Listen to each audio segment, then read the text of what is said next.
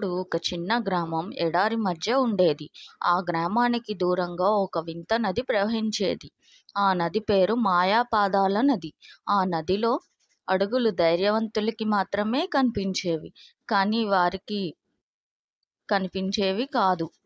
అది సరిగ్గా పౌర్ణమి రాత్రి మాత్రమే.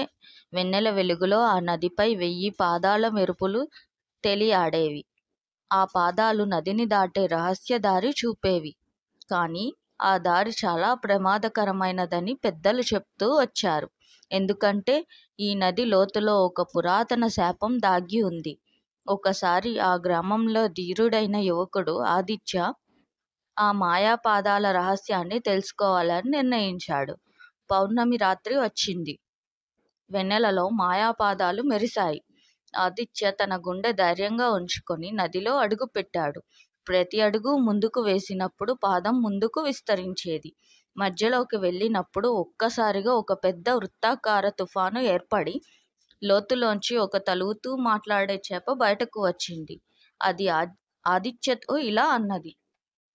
నీ ఇచ్చ పూర్ణం కావాలనుకుంటే నేను చెప్పిన విధంగా చేయాలి, లేకపోతే ఈ నది నిన్ను గిలక వేసి మింగేస్తుంది అని చెప్పింది. ఆ చేప చెప్పినట్లు ఆదిత్య నదిలో ఉన్న సువర్ణపంటి పడవను వెతికి దానిని నది మధ్యకు తీసుకువెళ్ళాడు. అక్కడ నదీ దేవత ప్రత్యక్షమై, నువ్వు నిజాయితీగా భయపడక ముందుకు వచ్చినందుకు నీకు ఒక వరం ఇస్తాను అని చెప్పింది. ఆదిత్య కోరినది, నా గ్రామానికి సిరులు రావాలి, కానీ ఎవరూ దానికి తాపత్రయపడకూడదు తల్లి అని కోరాడు. నది దేవత అందుకు అంగీకరించింది.